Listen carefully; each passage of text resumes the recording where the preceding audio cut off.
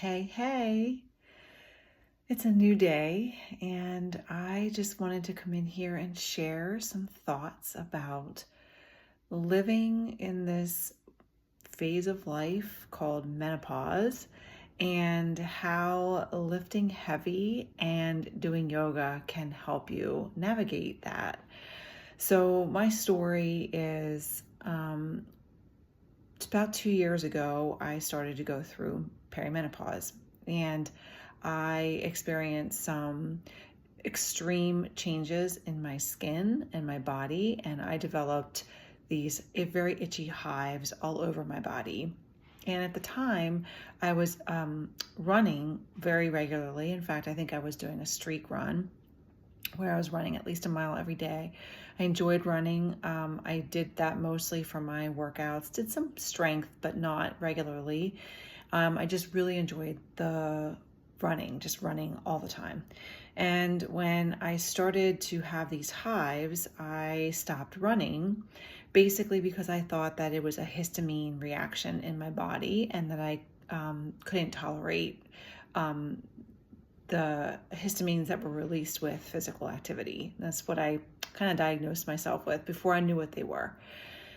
So I gave up running, ended my streak. I think I had 120 days of running every day consistently, and I gave up the streak. I actually gave up lifting weights and kind of got into a really bad headspace because I wasn't able to do the things that I wanted to do for my body.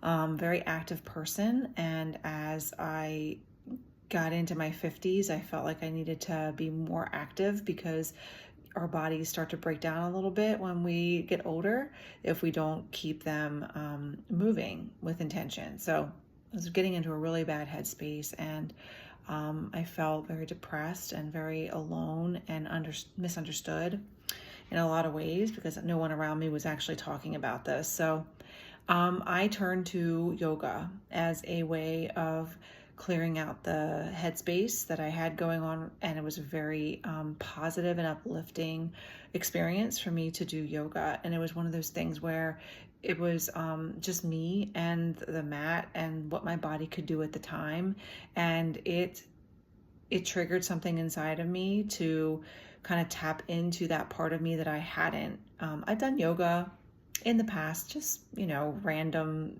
workouts that had yoga in it. And I enjoyed it, but I wasn't really like serious about it or didn't think much about it, of the whole practice of yoga, living a yoga lifestyle.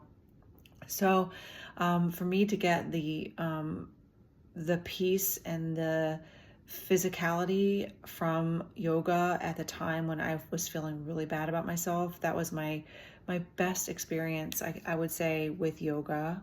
And so that's why I decided to become a certified yoga teacher. I am a personal trainer. I've been a personal trainer for quite some time, and I have to keep up my certification through ACE. And they actually started offering a 200-hour yoga teacher training. So I thought, instead of doing the typical CE courses, that I would go for broke and purchase the 200-hour yoga training through Yoga Renew. Wonderful, wonderful company out of Hoboken, New Jersey.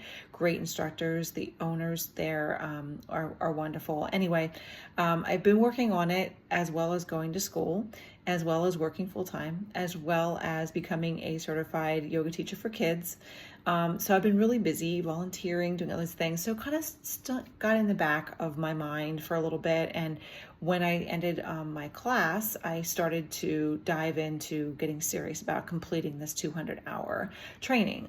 And it's very intense. It's very content heavy. There's a lot to learn about yoga philosophy, about all the asanas, the poses, the history of yoga, chakras, meditation, mantras, how to sequence a class, and also how to get better with everything at the same time. So there's a lot to learn, and I've just in the last couple weeks have been very, very serious about this and kind of just embracing it, and just discovering so much that I didn't even realize that yoga is. But all the while, I'm also 54, and I am pretty much, I believe, in that menopause stage of life. And I know that a lot of people talk about lifting weights at my age would be perfect for building bone, for obviously building muscle, but also burning fat, and just the mindset around lifting weights at this age is really proven to be something that a 50 plus woman should be doing. So I started lifting again, but then I was like, but I love yoga. So I love running, I love riding bike, I love all of these things. So I am really, really trying to find a balance, but I find that the things that really work for me and have worked for me is walking 10,000 steps a day. That's a non-negotiable. And also doing more yoga and lifting weights consistently. You can do it. Like, you can do both. It is not a this or that type of thing. You can have this powerful strength by picking up a dumbbell, or you can have this powerful strength on a yoga mat too. This is what I'm learning. It's like, it's not an either or situation. So my goal is to create something of my own that I can actually spread to the world.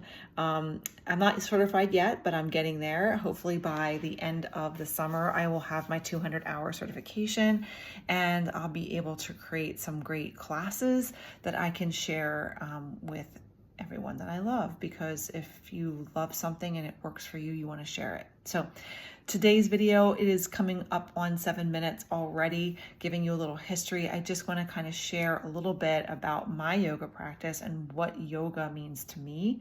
It helps to strengthen my body, and it defines my muscles. Like, that's the first thing you think of, like when you take a yoga class. Well, this is like just helping me get stronger, and that is very true. But it also helps me stay in the present. So when you are practicing yoga, it's really important that you keep your mind focused on what you're doing when you are doing those poses, because if you don't, you'll fall. So it really helps you stay grounded and focused on the present. And it also teaches me patience with myself, because I fall often.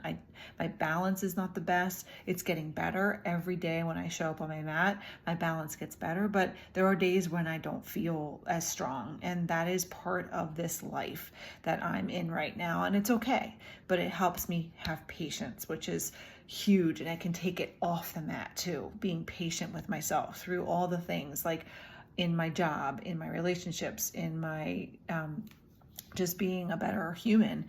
You have to be patient with yourself, because there's going to be days when you just don't feel like dealing with things.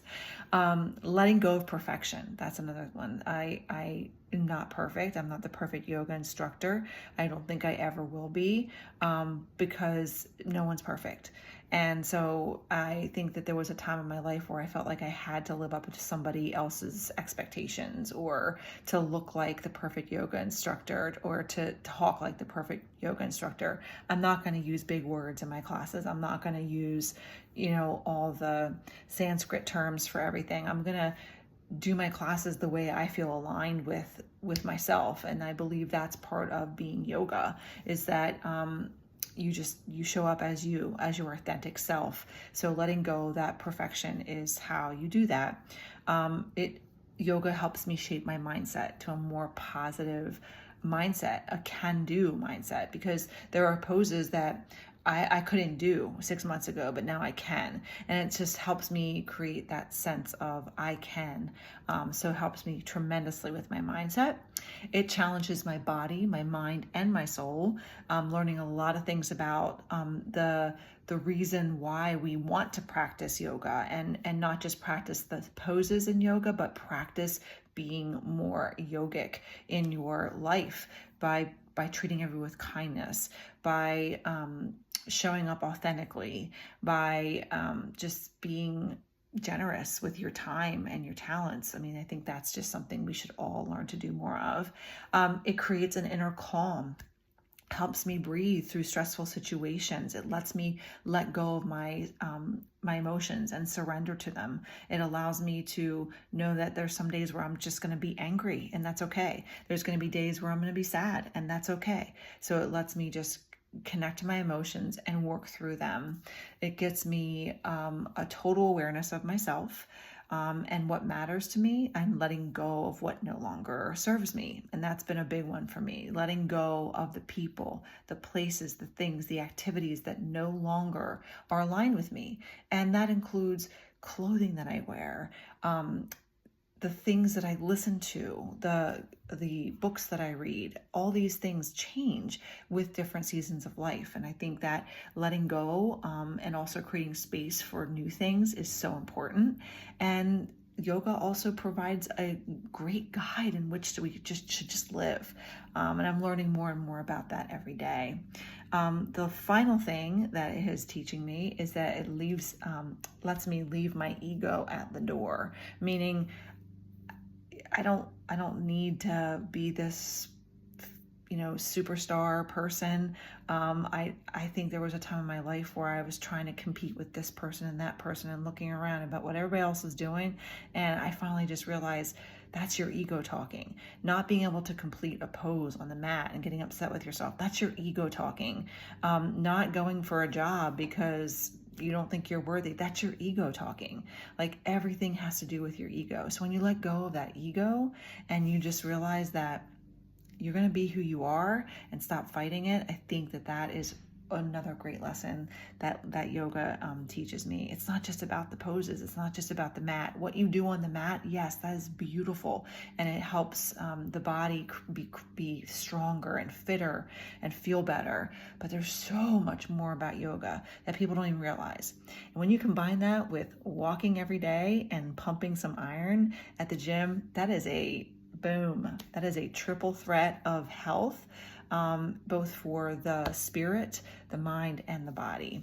So that is my my history, my why, my reason. It's a new day here, and I'm happy, if you're watching this, that you're here. And I can't wait to share the rest of my yoga journey with you. Take care.